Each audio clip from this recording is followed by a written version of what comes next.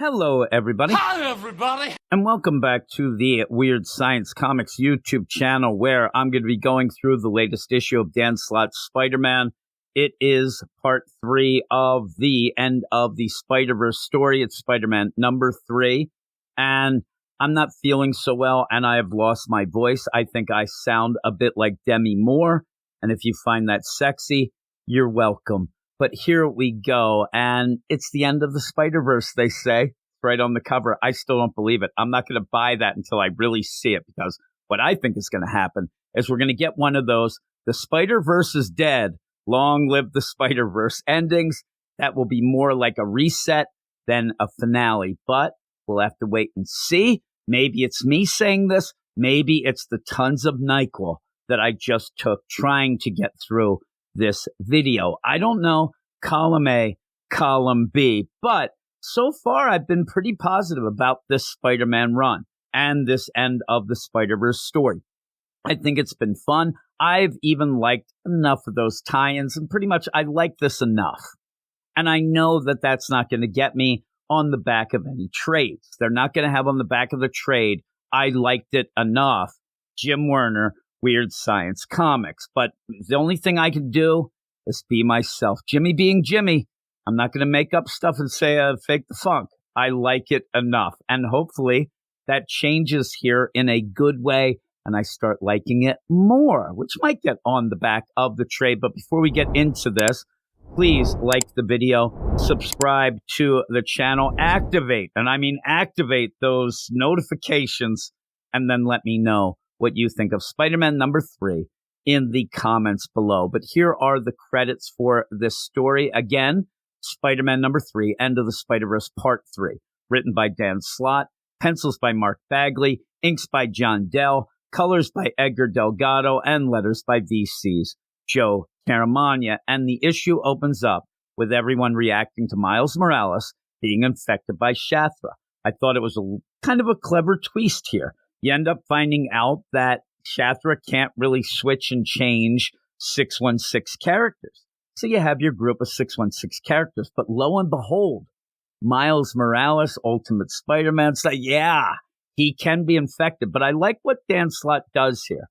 You get a combo. You get the idea that Miles is strong like bull, and he can fight off Shathra's effect. But it's also because he has a little bit of the 616 in him as well. So he's able to fight it off, but he is still a liability. He's still pretty much a beacon that you have that Shathra can follow to get to the Spider Sanctuary. She's been listening in, using Miles, all this stuff. So Morlun steps up and pretty much says, let's slice his throat.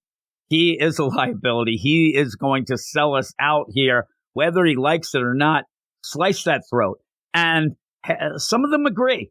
I mean, I'm telling you right there, Hunter, Spider, Craven, he wants to do it. He's all about it. But Miles comes out with a better solution. He says, whoa.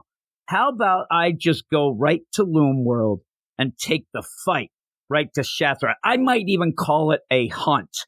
The minute that hunt is said, you end up getting Hunter, Spider, Craven. What? Did you say hunt? Did you? I'm in. He flip-flops that quick when he hears this trigger word, hunt. Hopefully, while they're in Loom World, they don't run into a guy named Mike, because then that gets sus. That would be real sus, right? So they're going to go off, and that actually is the start of kind of what this issue is about. You end up having Miles and Hunter, Spider. They go off to Loom World, and we're going to now separate into teams and go off and do little errands. The funny play of that, though, is they're there at that point to get the plan from Madam Web. She has this plan that she wants to go. You need everybody there. And they just start drifting away. They just start walking away. It's like when I'm talking to my kids, and I have 5 kids, it's like a whole Spider-Verse right there. I'm like, hey, guess what I did? Yes, I'm like, where'd they go? I don't even get those words out. They're gone. I hear cars squealing, and they don't even drive. That's how bad it is. They're out. So, yeah, they start going. And the first to go is Peter, who says, call me the chosen one. He loves to go with this. He loves that deal, and I hope that he just keeps it after this. Just, hey, call me the chosen one, everyone. But he heads off with Night Spider and Aranya for a little Raiders of the Lost Ark action. What they're doing is trying to get this golden spinner, this artifact that's in the 616 of Central America. It's in like a ziggurat. And they need to get it because it can reweave the Great Web so they can, pretty much fix some of this damage that Shathra has caused, start to reconnect some of the Great Web. Now, you get a portal open, and this is the thing. Portals have been open. You end up having Spider UK open them. So you end up Peter, Night Spider, and Aranya. They go through this portal. While the portal's open, pretty much Morlun yells, "Peace out, suckers." And he says, "I'm getting that totem dagger from Spider-Man Noir." Boom, he goes through the portal, just jumps through. So everybody's like, oh my God, Morlun's going to go and kill Spider-Man Noir. Now, that might not seem that bad. He ended up taking out Jessica Drew, but he is being controlled. And I think they're going along the lines of eventually we'll solve what's going on here. We'll get our friends back. So you can't go and kill any of them like Morlun seems to want to do. So Silk, Sun Spider, Web Weaver, and Spinstress, they all jump into the portal to chase Morlun down. So everybody is off. The only two left are Madam Web and Spider UK that are kind of just there to do play-by-play later. They don't have much to do. They ended up meeting here to have this big plan that was going to be, revealed. Hey, we're going to do all this. It's all for one and one for all, but nobody's left. So we kind of just have to hang here. Now, the stuff with Peter, Aranya, and Night Spider, I think is the best.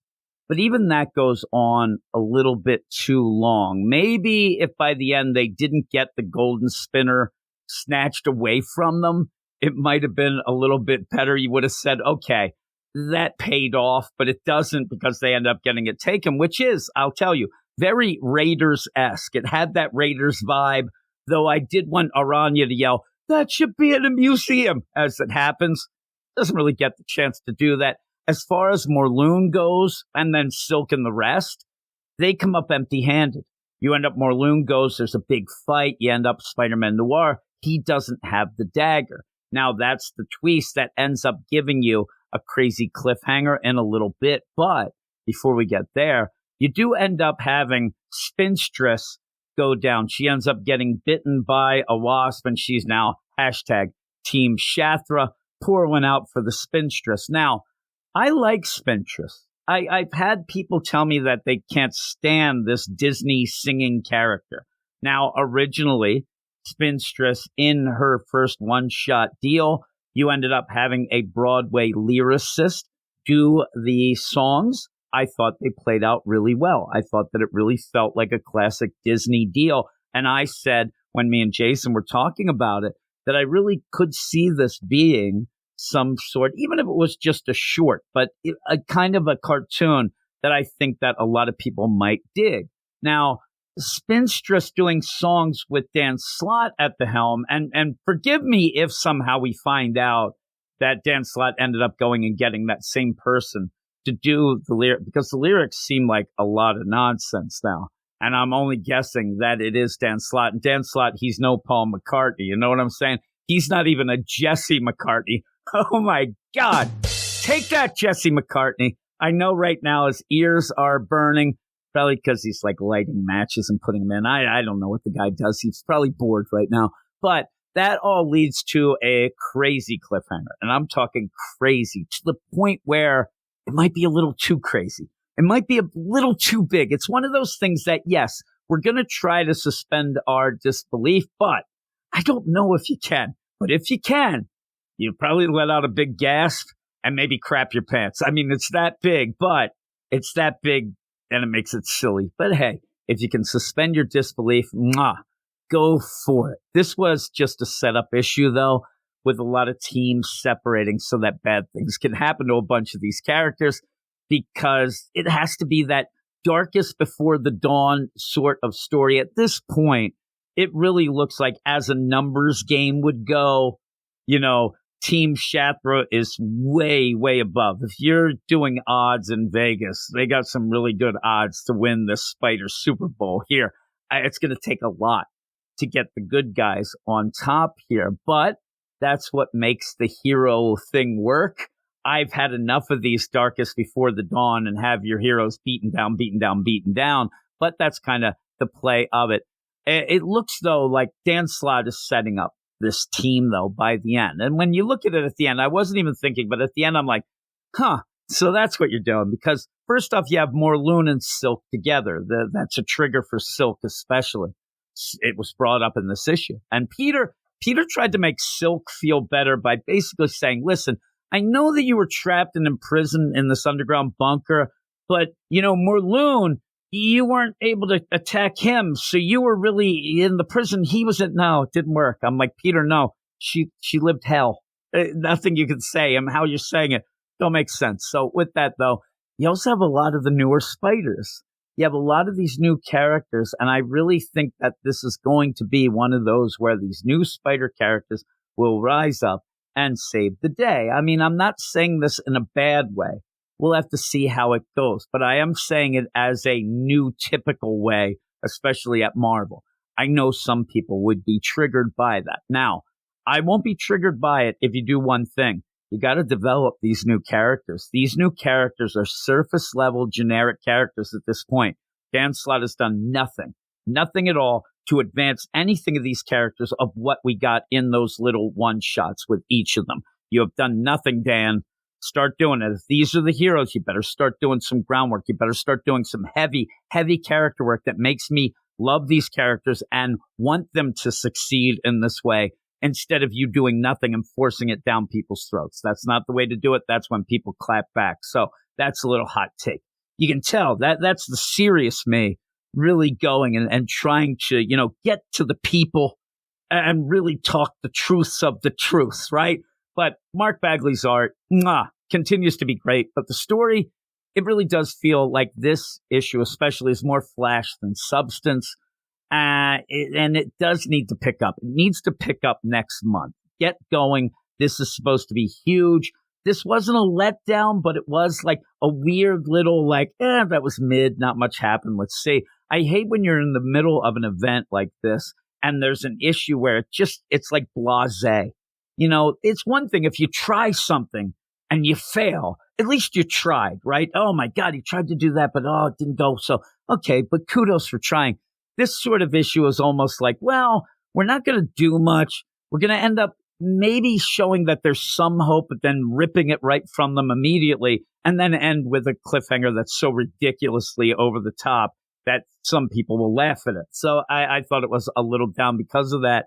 I am going to give this a 7 out of 10, but I'm still into it. I really am. I actually am enjoying this.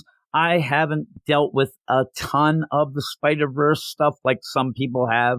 My man Brandon, when we ended up starting the podcast. And it's funny because I bring up Brandon a lot, but it's always to say that Brandon was sick of something or had enough of something else. But at that point, he even had said, I'm kind of done with the Spider-Verse stuff, and here we go. We keep getting it. So it's just going to keep going. But this is the end of it. So maybe so.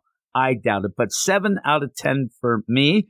And please let me know what you thought in the comments below. Also, like we say all the time, like the video, subscribe to the channel, activate what are they called? Notifications. Activate. I know, is that what you're supposed to say? And then, again, please, important, let me know what you thought of the issue. So thanks, everybody. I'm going to get out of here, and I'll talk to you all later. Go read comics. You are all weirdos. Weird science is the revolution. Weird science is the revolution. Weird science is the revolution.